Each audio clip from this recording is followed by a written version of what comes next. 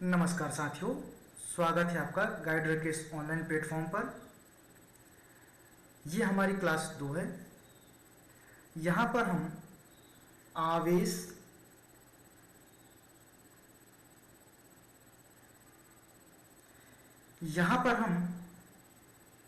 आगे के जो कुछ टॉपिक हैं उन्हें देखेंगे और हमारी कक्षा को जारी रखेंगे।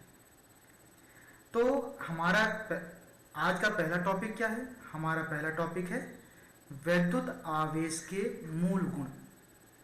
तो वैद्युत आवेश के मूल गुण कितने हैं? यहाँ पर 3 की जानकारी हमें दी गई है। कौन कौन से हैं?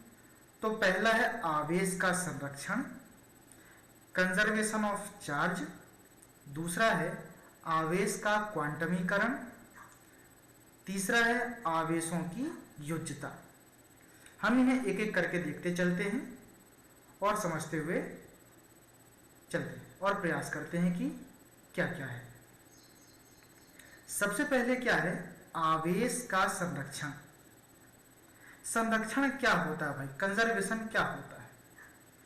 तो हम इसे इस प्रकार समझ सकते हैं कि किसी भी क्रिया में जो पहले जितना किसी का वेट है, किसी की ऊर्जा है, उतना ही क्रिया होने के पश्चात कितना वेट है, कितना ऊर्जा है।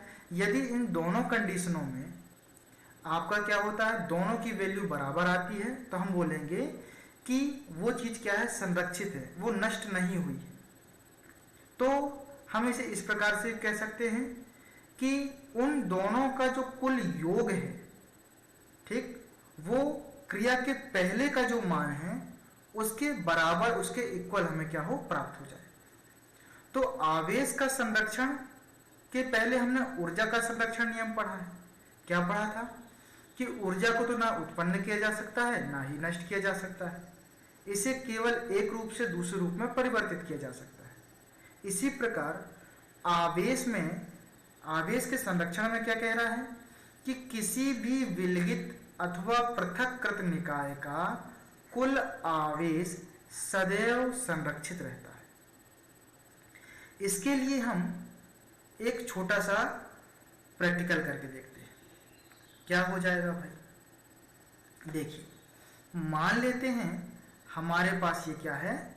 कांच की एक छड़ है, ठीक, जो कि अनावेशित है, और हमारे पास एक रेशम का कपड़ा है, ये भी अनावेशित है। हमने क्या किया? इन दोनों को रफ किया।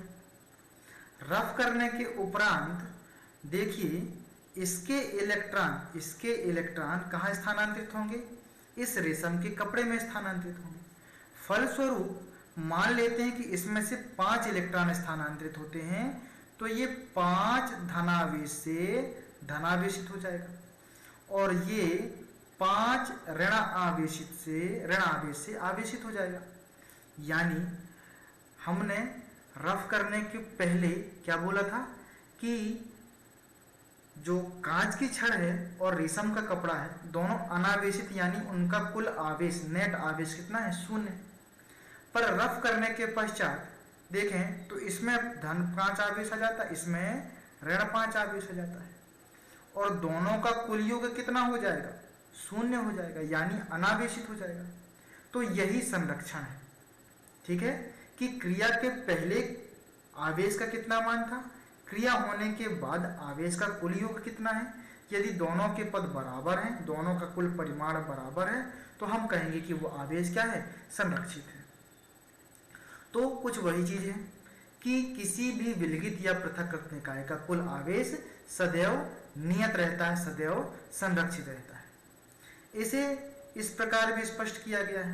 क्या कहा गया? देखिए कि किसी विलगित निकाय में धनावेश और ऋणावेश का बीजीय योग सदैव नियत रहता है, अर्थात आवेश ना तो उत्पन्न किया जा सकता है, ना ही नष्ट किया जा सकता है, या विभिन्न तरीके से विभिन्न समूहों में परिलक्षित हो सकता है, दिखाई दे सकता है।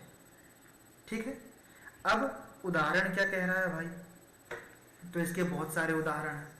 तो सबसे पहला उदाहरण तो वही चीज है, कांच की छड़ और रेशम के कपड़े, को रफ किया जाता है तो कांच की छड़ धनावेशित तथा रेशम का कपड़ा ऋणावेशित हो जाता है। जांच करने पर पता चलता है कि कांच में की छड़ में धनावेश की मात्रा रेशम के कपड़े में ऋणावेश की मात्रा के ठीक बराबर होती है।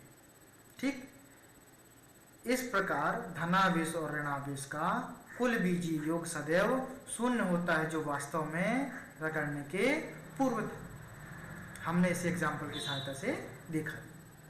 इसके अतिरिक्त भी और कुछ उदाहरण है, जैसे देखिए क्या कह रहा है, युग्म उत्पादन में गामा किरण फोटॉन, इलेक्ट्रॉन और पॉजिट्रॉन युग्म में विभक्त हो जाता है। फिर से युग्म उत्पादन में गामा रेज, जो गामा किरण है, वो 3 भागों में विभक्त हो जाती है, फोटॉन, इलेक्ट्रॉन और पॉजिट्रॉन। इस घटना में भी आवेश का क्या होता है, संरक्षण का सिद्धांत लागू होता है। क्यों भाई? क्योंकि युग्म उत्पादन से प्राप्त इलेक्ट्रॉन और पॉजिट्रॉन में के आवेशों का जो बीजीय योग है वो क्या होगा, सदैव शून्य होगा, जो कि युग्म उत्पादन के पहले गामा किरण फोटॉन के आवेश के बराबर होगा, जो भी कितना था, शून्य था।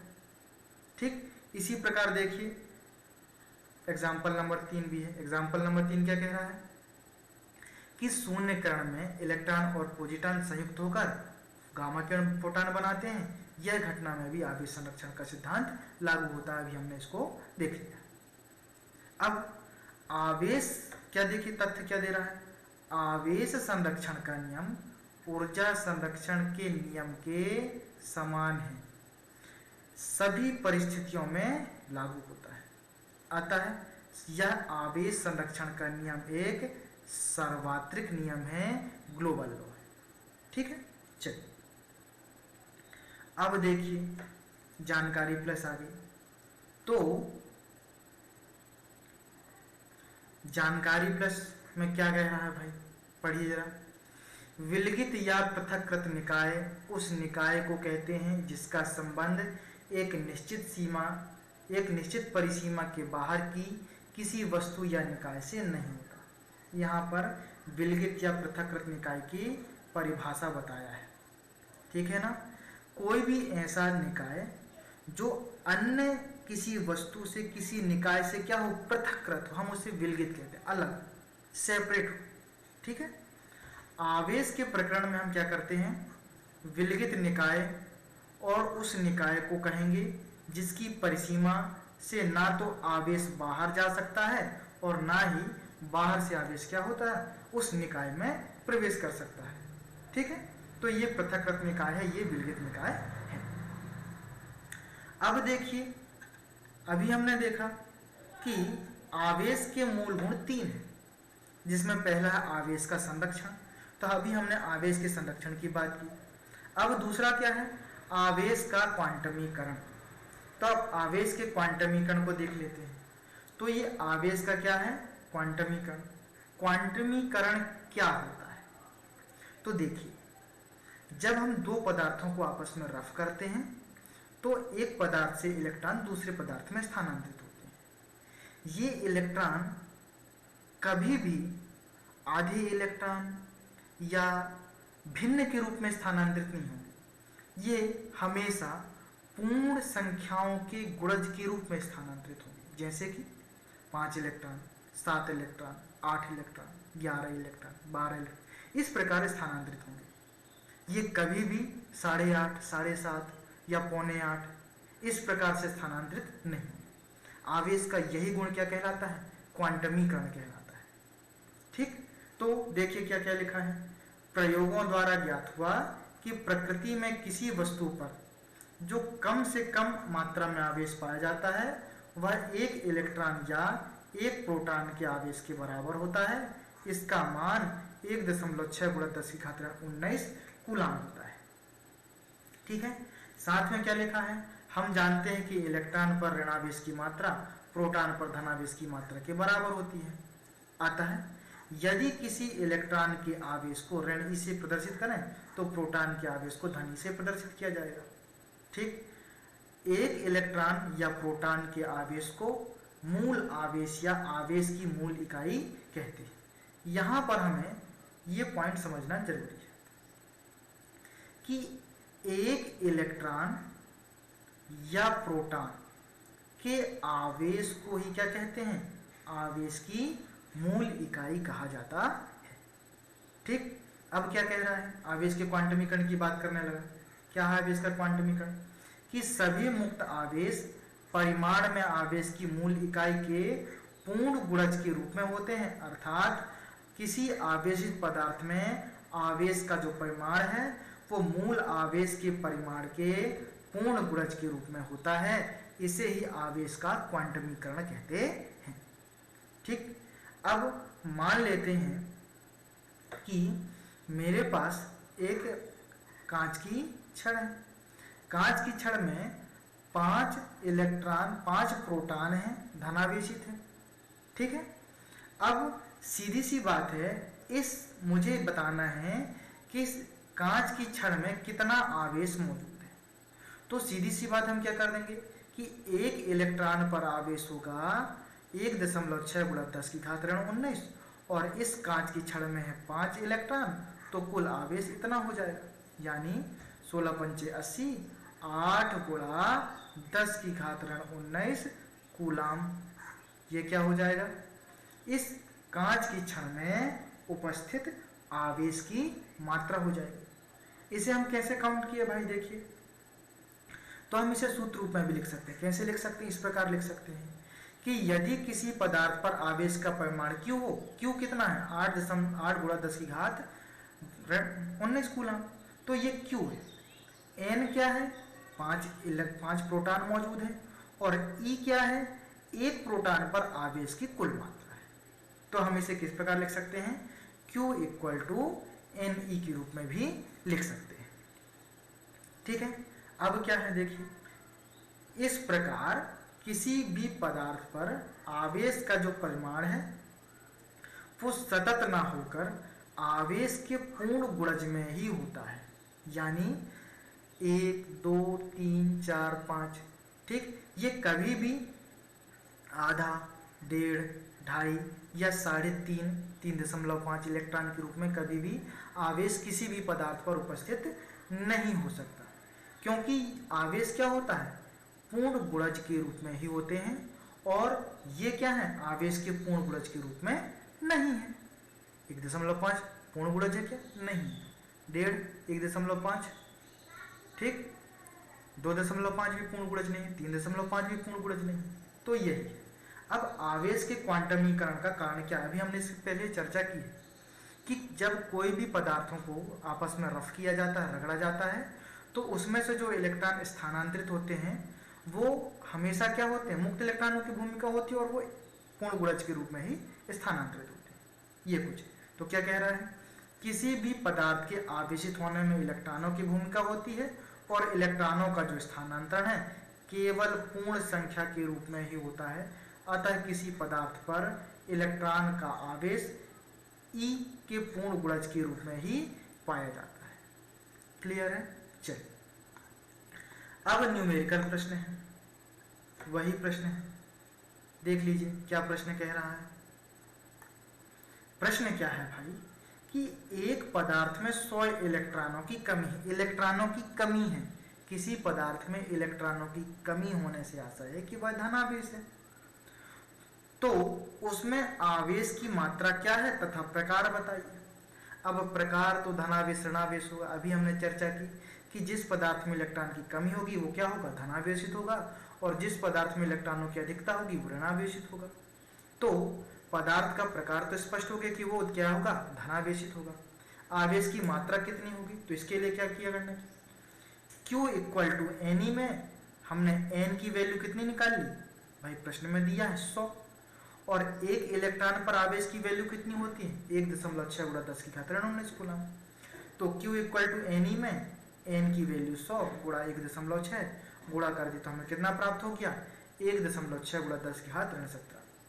यहाँ पर हुआ क्या, ये 100 को हमने किया 10⁻2 गुणा 1.6 गुणा 10⁻19, 1.6 यहाँ पर लिख दिए गुणा 10⁻2 और 10⁻19 को जोड़ देंगे तो कितना प्राप्त हो जाएगा आपको, 1.6 × 10 की घात ऋण 17 कूलम आपको प्राप्त हो जाएगा। यानी उस पदार्थ में आवेश की मात्रा कितनी है? 1.6 × 10 की घात ऋण 17 कूलम है तथा प्रकार क्या है? धनावेशित है वो।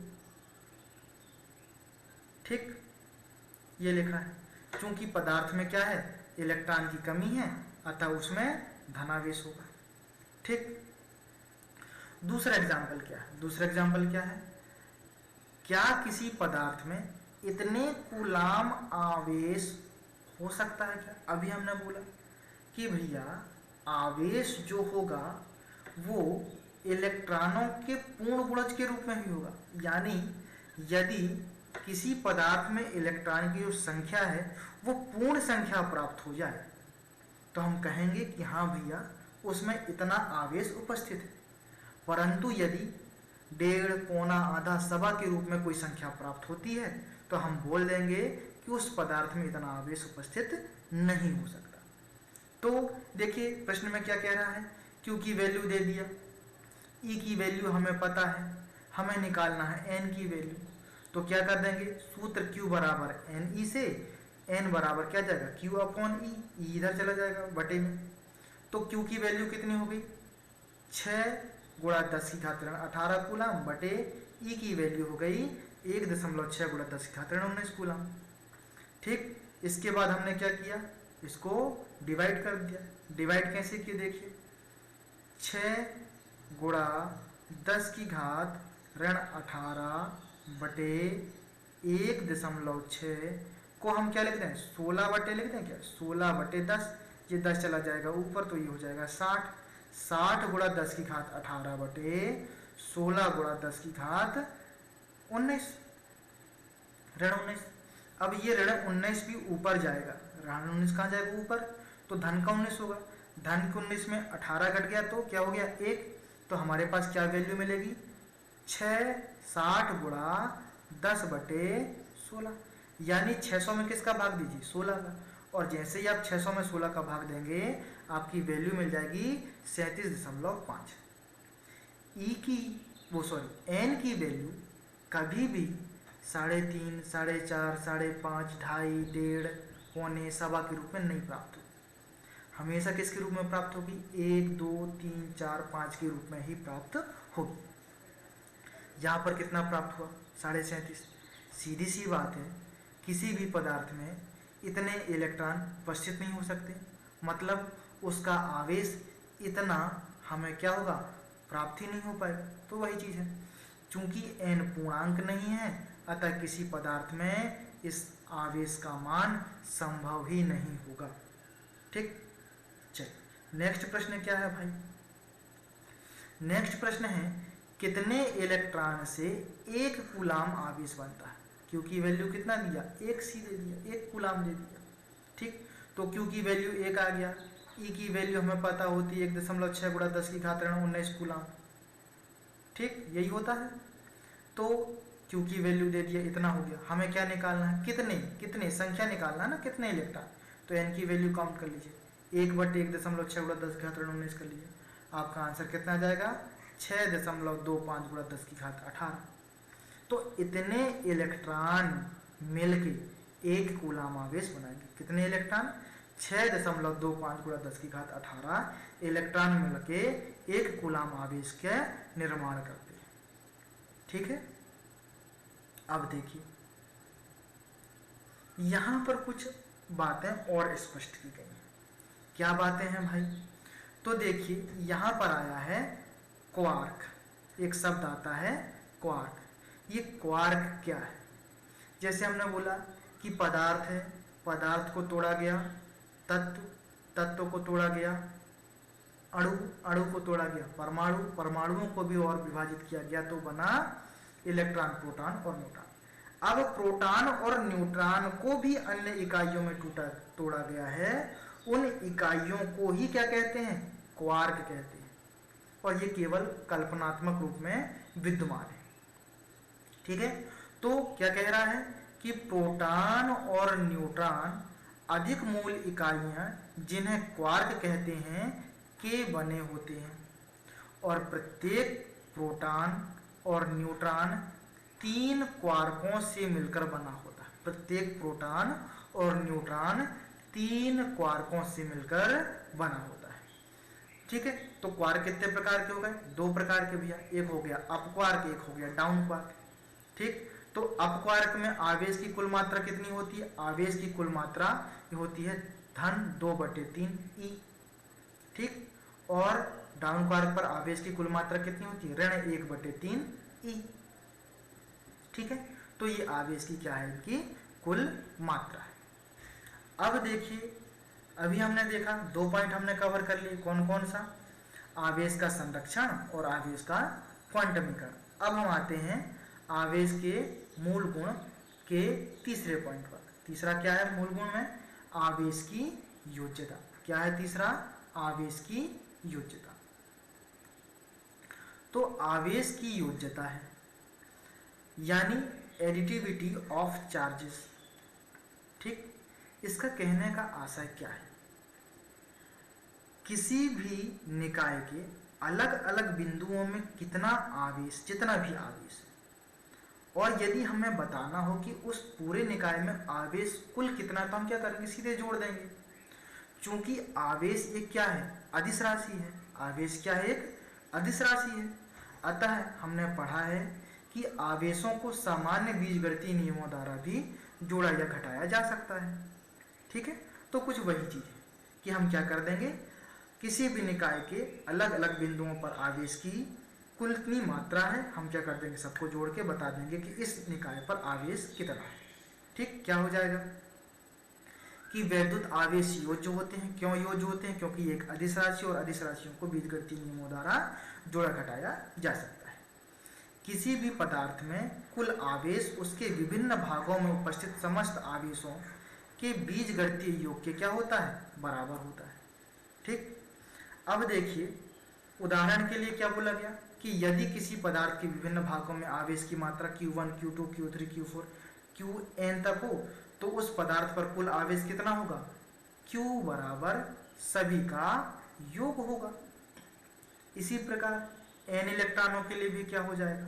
Q1 plus Q2 plus Q3 plus Q4 plus dash dash dash Qn हो जाएगा। ठीक, अब यहां पर इसी प्रकार क्या कह रहा है? किसी पदार्थ पर प्रोटॉनों की संख्या n1 तथा इलेक्ट्रॉनों की संख्या n2 है, तो उस पदार्थ पर आवेश की कुल मात्रा कितनी होगी?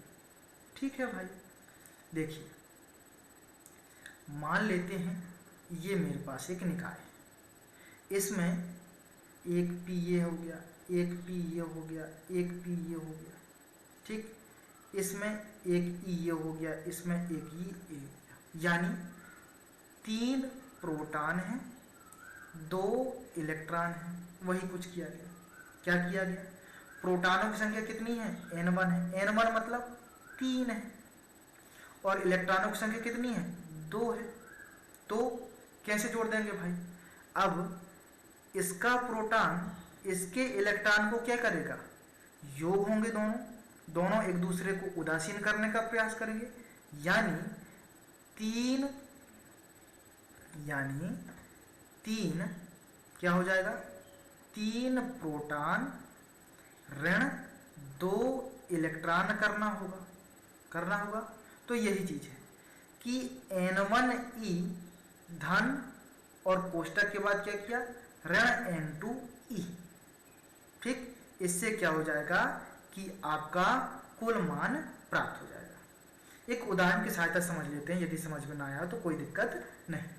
देखिए मान लेते हैं कि एक निकाय है जिसमें धन की ई आवेश, ऋण 3e आवेश, धन 5e आवेश और ऋण 7e आवेश है। ठीक, तो आप इसे सेम लिख दीजिए, कोई दिक्कत नहीं। कैसे लिखोगे?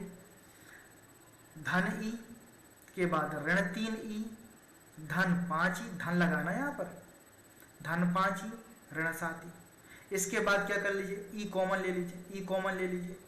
यदि ई कॉमन नहीं लेना तो सीधे सीधे घटा दीजिए। घटाने में क्या आ जाएगा? ऋण 3 और ऋण 7 ऋण 10, 5e और धन e 6e हो जाएगा। 10 में 6 गया 4, तो ऋण 4e उस निकाय का कुल आवेश हमें प्राप्त। सीधे सीधे जोड़ दीजिए सामान्य बीजगणितीय नियमों के द्वारा। क्यों? क्योंकि ये एक अदिश राशि है। क्लियर है? ये आवेश की क्या है? योज्यता है। ठीक, हमने आवेश के मूल गुण ये पढ़ लिए हैं। अब क्या है भाई, अब है कूलाम का नियम। अब क्या है, कूलाम का नियम। कूलाम का नियम क्या है? अभी हमने पढ़ा कि दो बिंदु आवेशों, देखिए कोई भी एक निकाय है हमारे पास, उस निकाय में बहुत सारे आवेश उपस्थित होंगे। उनमें विपरीत प्रकृति के आवेश भी हो सकते हैं, समान प्रकृति के आवेश भी हो सकते हैं। ठीक है, तो कोई भी दो आवेश एक दूसरे से यदि कुछ दूरी पर उपस्थित हों तो वो एक दूसरे पर कितना बल का अनुभव करेंगे, इस बल के परिमाण को व्यक्त करने के लिए कूलाम ने एक नियम का प्रतिपादन किया। और क्या बोला कि दो स्थिर आवेशों के बीच लगने वाला बल उनके परिमाणों के गुणनफलों के अनुक्रमानुपाती तथा उसके बीच की दूरी के वर्ग के व्युत्क्रमानुपाती होता है। ठीक, क्या बोला कि भाई हमारे पास बहुत सारे आवेश हैं, मान लेते हैं हमारे पास केवल दो आवेश उपस्थित है। ठीक, Q1 और Q2 एक दूसरे से r दूरी पर स्थित है। तो ये एक दूसरे पर कितना आकर्षण बल और कितना प्रतिकर्षण बल आरोपित करेंगे, इसके परिमाण को व्यक्त करने के लिए कूलाम ने एक नियम का प्रतिपादन किया। ठीक है, और क्या बोला कि इन दोनों के बीच लगने वाला जो आकर्षण बल है वो इन दोनों आवेशों Q1 और Q2 के परिमाणों के गुणनफल के अनुक्रमानुपाती तथा इसके बीच की दूरी के वर्ग के व्युत्क्रमानुपाती होता है। ठीक है, चलिए इसे शुरू से देख लेते हैं क्या क्या लिखा है। हम जानते हैं कि सजातीय आवेशों में प्रतिकर्षण और विजातीय आवेशों में आकर्षण होता है। सन 1785 में फ्रांसीसी भौतिक वैज्ञानिक कूलाम ने दो आवेशों के बीच लगने वाले बल के परिमाण को ज्ञात करने के लिए एक प्रयोग किया और प्रायोगिक आधार पर उन्होंने एक नियम का प्रतिपादन किया जिसे कूलाम का नियम कहते हैं। इस नियम को कूलाम का व्युत्क्रम वर्ग नियम भी कहते हैं। व्युत्क्रम वर्ग नियम क्यों भाई? क्योंकि दूरी का क्या है, ये व्युत्क्रम है, दूरी के वर्ग का व्युत्क्रम है, दूरी के वर्ग का व्युत्क्रम है, इसलिए इस नियम को व्युत्क्रम वर्ग नियम भी कहा जाता है। यह नियम दो बिंदु आवेशों के लिए लागू होता है। ये नियम बिंदु आवेशों के लिए लागू होता है। बिंदु आवेश की परिभाषा क्या है? बिंदु आवेश उन आवेशों को कहते हैं जिनका जो आकार है, जिनका साइज है, वो उनके बीच की दूरी की तुलना में क्या होता है, बहुत कम होता है। यानी साइज बहुत कम हो, उसे हम क्या कहते हैं, बिंदु आवेश कहते हैं। तो क्या परिभाषा हो जाएगी बिंदु आवेश की? बिंदु आवेश उन आवेशों को कहते हैं जिनका आकार उनके बीच की दूरी की तुलना में नगण्य होता है, बिंदु आवेश कहते हैं। ठीक, नियम क्या है? दो स्थिर बिंदु आवेशों के बीच लगने वाला बल उन आवेशों के परिमाणों के गुणनफल के अनुक्रमानुपाती तथा उनके बीच की दूरी के वर्ग के व्युत्क्रमानुपाती होता है और उनके बीच की दूरी के, और यह बल उन आवेशों को मिलाने वाली रेखा के अनुदिश कार्य करता है। ठीक है, मान लेते हैं कि Q1 और Q2 परिमाण के दो बिंदु आवेश एक दूसरे से r दूरी पर स्थित हैं। उनके बीच कूलाम लगने वाला कूलाम बल कितना है, F है। तो कूलाम का नियमानुसार क्या हो जाएगा, F अनुक्रमानुपाती Q1 इंटू Q2 और दूसरा क्या जाएगा, F अनुक्रमानुपाती 1/r का। दोनों को क्या कर लें, मिलाकर लिख लें तो क्या जाएगा, F अनुक्रमानुपाती Q1 Q2 upon r का वर्ग। अब चूंकि अनुक्रमानुपाती है, बराबर तो नहीं है। ठीक है, तो बराबर लाने के लिए हम एक नियतांक का प्रयोग किया। कूलाम ने किसका प्रयोग किया, एक नियतांक का प्रयोग किया। तो क्या बोला कि F बराबर K अनुक्रमानुपाती नियतांक K ले लिया और Q1 Q2 अपॉन r वर्ग को सेम रहने दिया। तो उन्होंने क्या बोला कि K एक अनुपातिक नियतांक है जिसका मान, इस K का मान दो बातों पर निर्भर करता है। कौन कौन सी दो बातें हैं? पहला, माध्यम की प्रकृति, दूसरा मापन की पद्धति पर। किस पर निर्भर करता है? माध्यम की प्रकृति और मापन की पद्धति पर निर्भर करता है। अब यदि हम बात करें, हम जनरल क्या लेते हैं? एसआई मात्रक ही लेते हैं। मापन की पद्धति एसआई पद्धति का प्रयोग करते हैं। तो एसआई पद्धति में और माध्यम यदि निर्वात या वायु हो तो इस k की वैल्यू होती है 1/4 पाई एप्सिलॉन 0। कितनी हो जाती है? 1/4 पाई एप्सिलॉन 0, जहाँ एप्सिलॉन 0 क्या है? निर्वात की विद्युतशीलता है। ठीक, अब विद्युतशीलता क्या है भाई? तो विद्युतशीलता है माध्यम में विद्युत क्षेत्र रेखाओं के चालन की माप। विद्युतशीलता क्या है? माध्यम में विद्युत क्षेत्र रेखाओं के चालन की माप। और ये विद्युत क्षेत्र रेखाएं क्या होती हैं? धनावेश के चलने की दिशा को विद्युत क्षेत्र रेखा कहते हैं। आप इसे ऐसे समझ सकते हैं कि जब धनावेश किसी विद्युत क्षेत्र में गति करेगा तो जिस पथ पर वो गति करेगा उसे विद्युत क्षेत्र कहेंगे। और विद्युत क्षेत्र में जितनी स्पीड से वो चलेगा, ठीक है, जिस माध्यम के विद्युत क्षेत्र में जिस स्पीड से चलेगा उस माध्यम की क्या कहलाएगी? वो विद्युतशीलता कहलाती है। ठीक, तो इन दोनों कंडीशन के लिए, कौन कौन सी कंडीशन? जब माध्यम निर्वात और वायु हो और मापन की पद्धति एसआई हो तो k का मान हो जाता है 1/4 पाई एप्सिलॉन 0। मान रख दिए। f बराबर क्या आ जाएगा? k की जगह 1/4 पाई एप्सिलॉन 0 जैसे ही रखते हैं तो f बराबर हो जाता है 1/4 pi epsilon 0 q1 q2 upon r का वर्ग। ठीक, ये क्या हो जाएगा? आपका कूलाम के नियम का गणितीय रूप हो जाएगा। अब देखिए यहाँ पर 1/4 पाई एप्सिलॉन का मान प्राप्त किया गया कि कितना मान प्राप्त हुआ। चूंकि एप्सिलॉन 0 की वैल्यू होती है 8.854 गुणा 10 की घात 12 कूलाम का वर्ग न्यूटन मीटर का वर्ग। आपको मात्र 11वीं कक्षा में निकालते हुए बनते हैं ना कुछ वही। तो एप्सिलॉन 0 की वैल्यू इतनी हो गई तो 1/4 पाई एप्सिलॉन की वैल्यू कितनी हो जाएगी? 1 ये सब वैल्यू रखे और गुणा भाग किए तो हमें कितना प्राप्त हो गया? 9 गुणा 10 की घात 9 न्यूटन मीटर का वर्ग प्रति कूलाम का वर्ग। समीकरण नंबर 2 में हमने क्या कर दिया? मान रख दिया। तो F बराबर 1/4 पाई एप्सिलॉन 0 की जगह मान कितना रख दिया? 9 गुणा 10 की घात 9 q1 q2 अपॉन r का वर्ग न्यूटन, क्योंकि F का मात्रक क्या होता है? न्यूटन। बल का मात्रक न्यूटन होता है। तो ये हो गया आपका कूलाम के नियम का गणितीय रूप। अब यदि भाई मापन की पद्धति तो एसआई हो और माध्यम जो हो वायु या निर्वात के अतिरिक्त और कोई माध्यम उपस्थित हो जाए तो k की वैल्यू चेंज हो जाएगी और क्या हो जाएगी? 1/4 पाई एप्सिलॉन। एप्सिलॉन लगाया गया है यहाँ पर। क्या लगाया गया है? एप्सिलॉन 0 लगाया गया। क्या लगाया गया है यहाँ पर? एप्सिलॉन 0 को इसलिए लगाया गया है क्योंकि हम ये बता सकें कि वहां पर कोई माध्यम उपस्थित नहीं है, निर्वात है। क्या है? निर्वात। यहाँ पर नहीं लगाया गया। इससे हम बता सकते हैं कि यहाँ पर इसके अतिरिक्त और कोई माध्यम है। तो एप्सिलॉन क्या है? एप्सिलॉन है माध्यम की निरपेक्ष विद्युतशीलता। ठीक है, तो हम क्या कर दिए? इसकी वैल्यू यहाँ पर रख दी। F बराबर क्या हो जाएगा? 1/4 pi epsilon q1 q2 upon r का।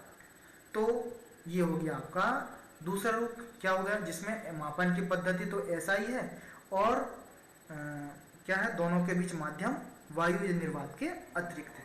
तो कूलाम के नियम का गणितीय रूप कुछ इस प्रकार का होगा। अब हम ये देख लेते हैं कि ये एप्सिलॉन और एप्सिलॉन 0 में क्या संबंध है। तो एप्सिलॉन और एप्सिलॉन 0 में क्या संबंध है?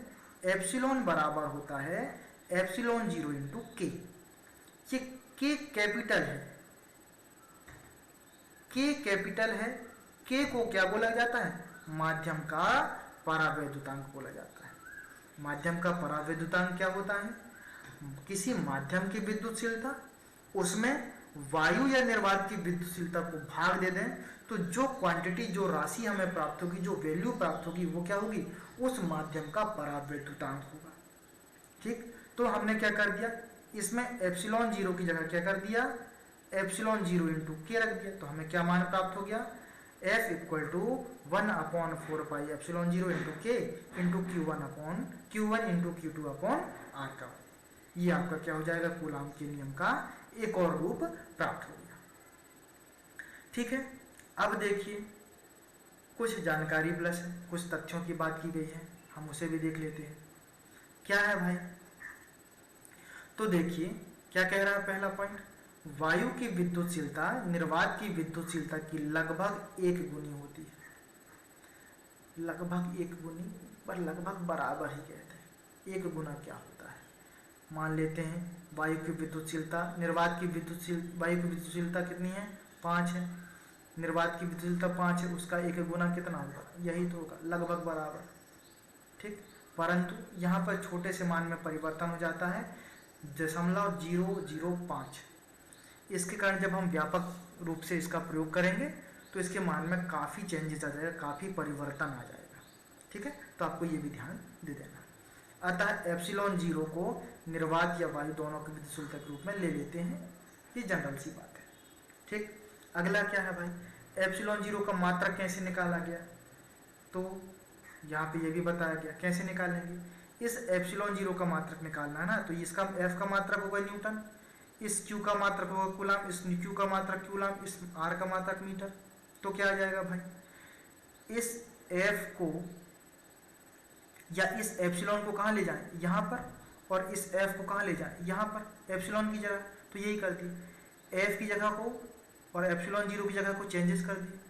चेंज करने में क्या आ गया, Q और Q का कूलाम 4 पाई, तो विमाहीन राशि है, F का मात्रक न्यूटन और R का मात्रक मीटर, तो मीटर का वर्ग क्या गया, कूलाम का वर्ग प्रति न्यूटन मीटर का वर्ग। ये क्या हो जाएगा, एप्सिलॉन 0 का मात्रक, निर्वात की विद्युतशीलता का मात्रक हो जाएगा। विमीय सूत्र क्या हो जाएगा, विमीय सूत्र भी निकाल लीजिए। अभी हमने निकाला था पिछली कक्षा में, कूलाम का विमीय सूत्र कितना निकाला था, 80, और 2 बार है तो 80 mLT - 2, ये बल का विमीय सूत्र है, और लंबाई का विमीय सूत्र L का वर्ग। इन सब का हमने क्या किया, इन सब को हल किया तो हमें क्या प्राप्त हो गया, m-1 L - 3 T⁴ A⁴ 2। ये किसका विमीय सूत्र प्राप्त हो जाता है, एप्सिलॉन 0 यानी वायु निर्वात में विद्युतशीलता का हमें विमीय सूत्र प्राप्त हो जाता है। अब क्या कह रहा है, अब यदि मापन की पद्धति CGS हो जाए और माध्यम निर्वात और वायु हो तो K की वैल्यू को 1 ले लिया जाता है। तो F बराबर K into Q1 Q2 upon R वर्ग में यदि K की वैल्यू 1 रख दिया जाए तो हमें क्या मान प्राप्त हो जाएगा, F बराबर Q1 Q2 बटे R का वर्ग, ये हमें प्राप्त हो जाएगा। ठीक, इसी प्रकार मापन की पद्धति तो मापन की पद्धति CGS हो जाए और माध्यम वायु या निर्वात के अतिरिक्त कोई और माध्यम हो जाए तो इस K की जगह क्या रख दिया जाता है, 1/K रख दिया जाता है। तो F की वैल्यू हो जाती है 1/K Q1 Q2 upon R का वर्ग। ठीक, तो ये हो गया कूलाम का नियम, समझ में आ गया होगा। ठीक है, चलिए नेक्स्ट क्या है भाई, एकांक आवेश की परिभाषा। नेक्स्ट क्या है, एकांक आवेश की परिभाषा। ये एकांक आवेश क्या होता है, तो सीधी सी बात है, हमने कक्षा 11वीं में पढ़ा था एकांक सदिश क्या होती है। एकांक सदिश क्या होती है, ऐसा सदिश जिसका परिमाण 1 हो, एकांक सदिश है। एकांक आवेश क्या होगा, जिसका परिमाण 1 हो, एकांक आवेश होगा। पर हमें किसकी सहायता से एकांक आवेश को परिभाषित करना है, कूलाम के नियम की सहायता से परिभाषित करना है। तो कूलाम का नियम सबसे पहले लिख लिए, क्या लिख लिए कि कूलाम का नियम क्या है, F बराबर 1/4 पाई एप्सिलॉन 0, जिसकी वैल्यू 9 × 10⁹ होती है, Q1 Q2 अपॉन R का वर्ग न्यूटन। ठीक, इसमें हमने कुछ कंडीशन ले लिया, हमें क्या प्राप्त करना है, इस Q1 और Q2 को 1 कूलाम लाना है। इसके लिए हम कुछ पहले से एज्यूम करके चलते हैं, कुछ मान के चलते हैं कि यदि F की वैल्यू कितनी हो जाए, 9 गुणा 10 की घात 9 हो जाए, Q1 और Q2 का कुल परिमाण Q हो जाए और R की वैल्यू 1 मीटर हो, तो इस Q का परिमाण कितना प्राप्त होगा आपको?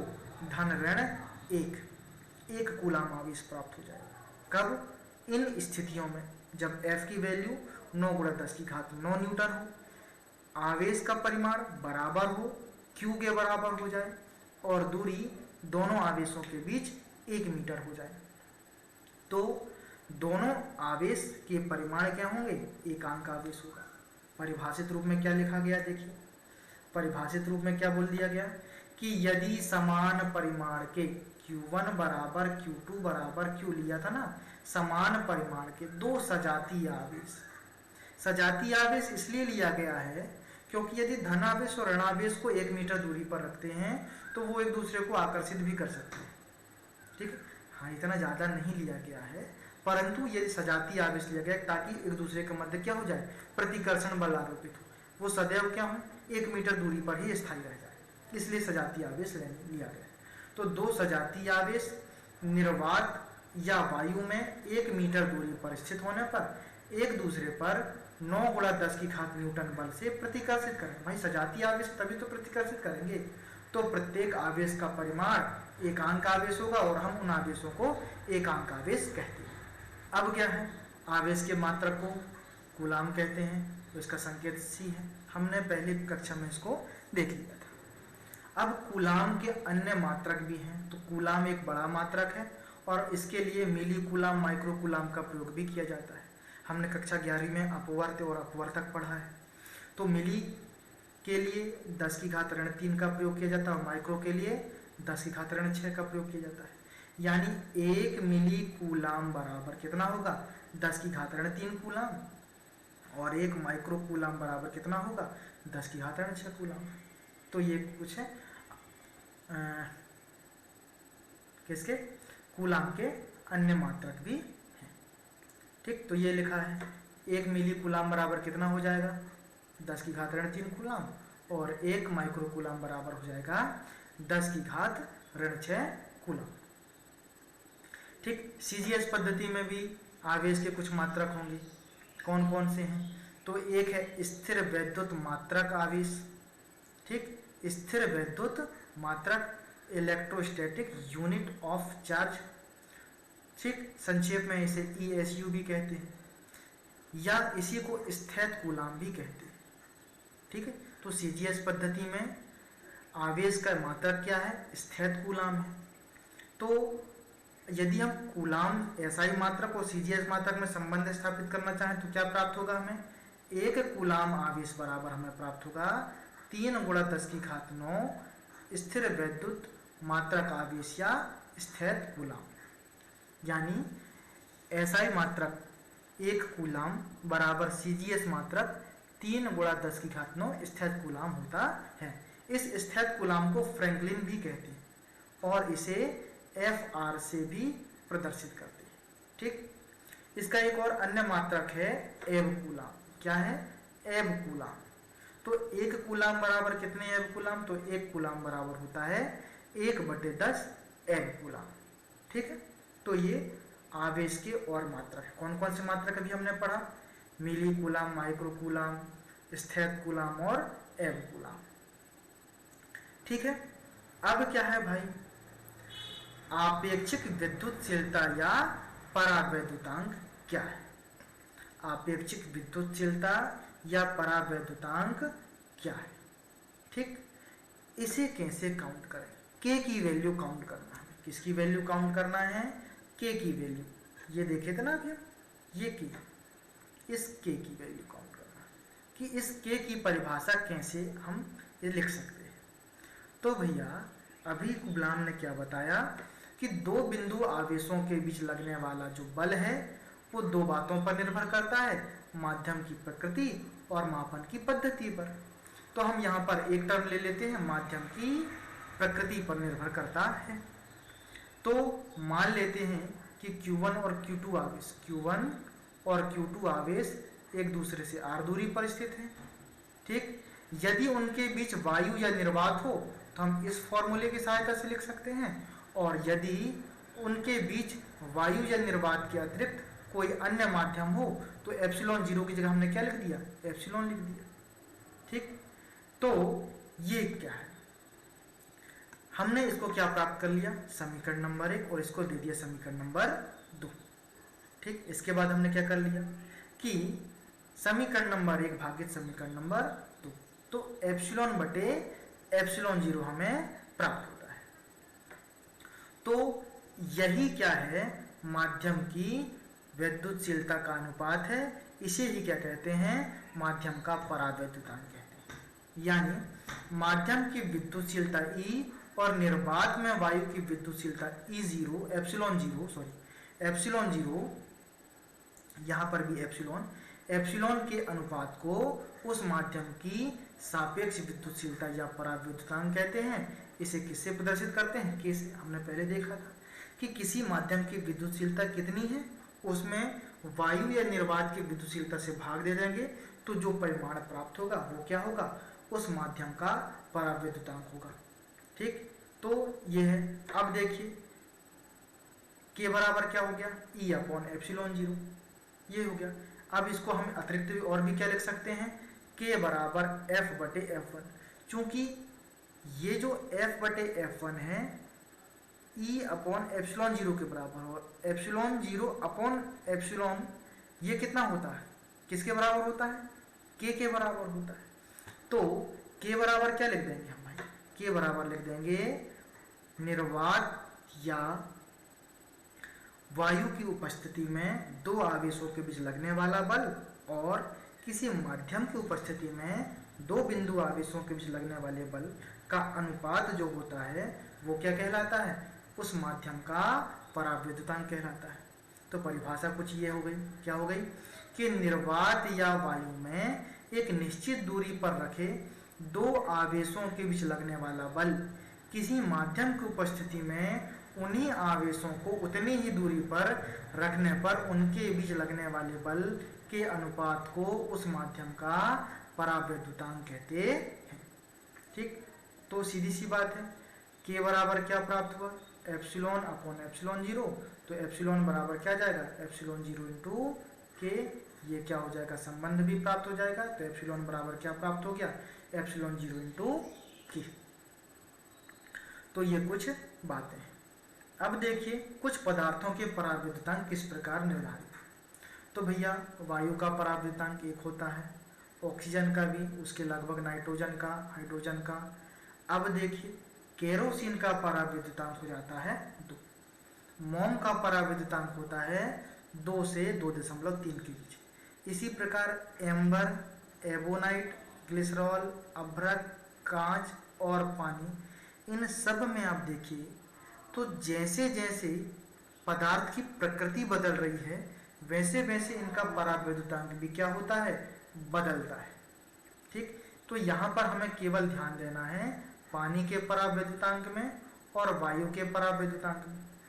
तो वायु का परावैद्युतांक लगभग 1 होता है और पानी का परावैद्युतांक होता है 80.4। तो अब बात आती है कि धातुओं का परावैद्युतांक कितना। तो धातुओं का परावैद्युतांक होता है अनंत। धातुओं का परावैद्युतांक कितना होता है, अनंत। तो हमें 3 पॉइंट परावैद्युतांक में याद रखने हैं, एक तो वायु का परावैद्युतांक, दूसरा जल का परावैद्युतांक और तीसरा धातु का परावैद्युतांक। कितना होता है, धातु का अनंत, जल का 1 और वो जल का 80.4 और वायु का 1। ठीक है, अब देखिए यहां पर एक और नोट पॉइंट है कि प्रत्येक पदार्थ का परावैद्युतांक सदैव 1 से अधिक होता है, 1 से कम नहीं। तो आप इसे भी नोट कर सकते हैं क्योंकि ये वैकल्पिक प्रश्न में आते हैं। अब देखिए भैया क्या फर्क पड़ता है जब दो आवेशों के बीच वायु है और वायु के अतिरिक्त अन्य कोई माध्यम आ जाता है, तो इन दोनों पर लगने वाले बल पर क्या प्रभाव पड़ता है। तो ये लिखा है कि दो आवेशों के बीच लगने वाला बल उनके बीच निर्वात या वायु के होने की बजाय अन्य माध्यम होने पर सदैव घट जाता है। यानी यदि हम दो आवेशों के बल के परिमाण को वायु या निर्वात की उपस्थिति में काउंट करें तो जितना प्राप्त होता है, यदि अब हम उनके बीच क्या रख दें, कोई धात्विक पदार्थ रख दें, तो उन दोनों आवेशों के बीच लगने वाला बल क्या हो जाएगा, कम हो जाएगा, उनका मान घट जाएगा। ठीक। अब देखिए न्यूमेरिकल प्रश्न है। क्या प्रश्न है? उदाहरण नंबर 3 क्या कह रहा है कि 3 माइक्रोकूलाम आवेश के 2 आवेश वायु में एक दूसरे से इतना मीटर दूरी पर उपस्थित, तो उनके बीच लगने वाले बल की गणना कीजिए। कर सकते हैं ना, 1/4πε0 की वैल्यू तो पता है, 9 × 10⁹ हो जाएगी, ये हो गई। Q1 और Q2 की वैल्यू पता है, 3 है, 2 आवेश हैं, किंतु माइक्रोकूलाम है, हमें लेना किस में, कूलाम में, तो माइक्रोकूलाम की जगह 10⁻6 रख देंगे। और दूरी क्या रख दिए, r की जगह 0.15 का वर्ग, क्योंकि r का वर्ग है। इन सबको आप हल करेंगे तो आपको प्राप्त हो जाएगा 3.6 न्यूटन। इसी प्रकार दूसरा प्रश्न क्या है, पानी का परावैद्युतांक 80 है, उसकी विद्युतशीलता कितनी होगी भाई उसकी विद्युतशीलता। परावैद्युतांक यानी K की वैल्यू 80 है, तो हमें किसकी वैल्यू निकालना है, उसकी विद्युतशीलता यानी E की वैल्यू निकालनी है। और हम जानते हैं E नहीं यार, एप्सिलॉन 0। ठीक, एप्सिलॉन 0 बराबर क्या आ जाएगा, एप्सिलॉन 0 × K। तो एप्सिलॉन बराबर, एप्सिलॉन 0 की वैल्यू कितनी होती है हमने देखा है, 8.854 × 10⁻12। और K की वैल्यू कितनी है, 80 है, तो हमने क्या कर दिया, 80 × 8.854 × 10⁻12। आप जैसे ही इसका गुणा करते हैं तो क्या प्राप्त हो जाएगा, 7.08 × 10⁻10 कूलाम का वर्ग न्यूटन मीटर का, प्रति न्यूटन मीटर का वर्ग, ये आपका आंसर प्राप्त हो जाएगा। ठीक है। अब कूलाम के नियम का सदिश रूप क्या है, तो वही कुछ है, आप 11वीं में इसको करते हुए आए हैं। ठीक है। कूलाम के नियम का महत्व क्या है, नेक्स्ट क्या हमारा, कूलाम के नियम का महत्व। तो इसका पहला महत्व है कि जब दो बिंदु आवेश एक दूसरे को आकर्षित या प्रतिकर्षित करते हैं, तो एक के द्वारा जितना बल दूसरे पर आरोपित किया जाता है, उतने ही परिमाण का बल दूसरे के द्वारा पहले पर आरोपित किया जाएगा।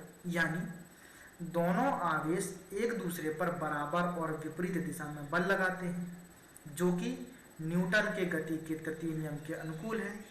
और नियम क्या है, प्रत्येक क्रिया के बराबर और विपरीत प्रतिक्रिया होती है। ठीक।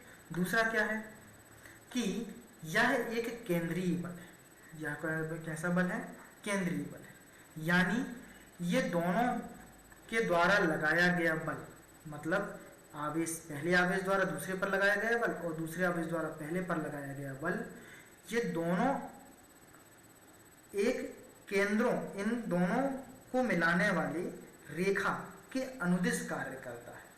ये बल क्या करते हैं, दोनों आवेशों के केंद्रों को मिलाने वाली रेखा के अनुदिश कार्य करते हैं। अतः कूलाम बल या स्थिर वैद्युत बल केंद्रीय बल है, सेंट्रल फोर्स। तो कूलाम का नियम में 2 हैं, क्या है कि भैया दोनों आवेश एक दूसरे पर बराबर और विपरीत परिमाण का बल लगाते हैं, ठीक, जो कि न्यूटन की गति के तृतीय नियम के अनुकूल है। और दूसरा पॉइंट क्या है कि यह एक केंद्रीय बल है। ठीक। अब कूलाम के नियम की सीमाएं क्या है, कूलाम के नियम की सीमाएं। तो कूलाम के नियम की 3 सीमाएं हैं, मुख्यतः 2 ही सीमाएं हैं, देख लेते हैं। पहला चीज तो क्या है कि यह नियम केवल बिंदु आवेशों के लिए सत्य है। किसके लिए सत्य है, केवल बिंदु आवेशों के लिए सत्य है। दूसरा, यह नियम केवल स्थिर आवेशों के लिए सत्य है। किसके लिए सत्य है, केवल स्थिर, गतिशील आवेशों के लिए सत्य नहीं। क्यों, क्योंकि गतिशील आवेश के बीच की दूरी क्या होगी, निरंतर बढ़ती जाएगी। और कूलाम का नियम ही कहता है कि F बराबर होता है 1/4πε0 Q1 Q2 बटे R का। और R क्या है, यहाँ पर नियत है। ठीक है। यदि R की वैल्यू बदलती जाएगी तो F की वैल्यू बदलती जाएगी। तो कूलाम के नियम के द्वारा जो बल का परिमाण हम ज्ञात करेंगे वो लागू नहीं हो पाएगा। तो कुछ यही है। तीसरा क्या है कि यह नियम अत्यधिक दूरी यानी जो मीटर कहते हैं, ठीक है, मीटर से ज़्यादा के लिए भी लागू नहीं है और 10 की घात ऋण 15 मीटर से कम दूरी के लिए भी सत्य नहीं है। दोनों कंडीशन में 1 मीटर से ज़्यादा दूरी के लिए भी लागू नहीं होगा और 10 की घात ऋण 15 मीटर से कम दूरी के लिए भी यह लागू नहीं होगा। ठीक है, चलो 10 की घात अधिक दूरी के लिए तो हम समझ सकते हैं कि भाई दो आवेश जब एक दूसरे हो जाए तो एक दूसरे पर बल ही आरोपित नहीं करेंगे, पर 10 की घात 15 मीटर से कम के लिए क्यों नहीं? तो इसका आंसर क्या है कि यदि 10 की घात 15 मीटर से कम दूरी पर कोई दो आवेश आ जाते हैं तो वहां पर नाभिकीय बल की प्रधानता हो जाती है। इसके कारण यह नियम क्या हो जाता है? अनुपयुक्त हो जाता है। तो आंसर क्या है? नाभिकीय बलों की प्रधानता के कारण 10 की घात 15 मीटर से कम दूरियों के लिए यह बल या नियम लागू नहीं होता, सत्य नहीं। ठीक है, चलिए तो आज की कक्षा हम यहीं पर समाप्त करते हैं और ये कक्षा का दूसरा पार्ट है, दूसरी कक्षा है ना। तो इसके बाद हमारी क्या होगी? तीसरी कक्षा भी आएगी और पहली कक्षा ही दूसरी कक्षा से रिलेटेड है, दूसरी कक्षा तीसरी कक्षा से रिलेटेड है। अतः आप इन्हें क्रम से देखिए यदि आप इन्हें रिवीजन करना चाहते हैं तो। धन्यवाद।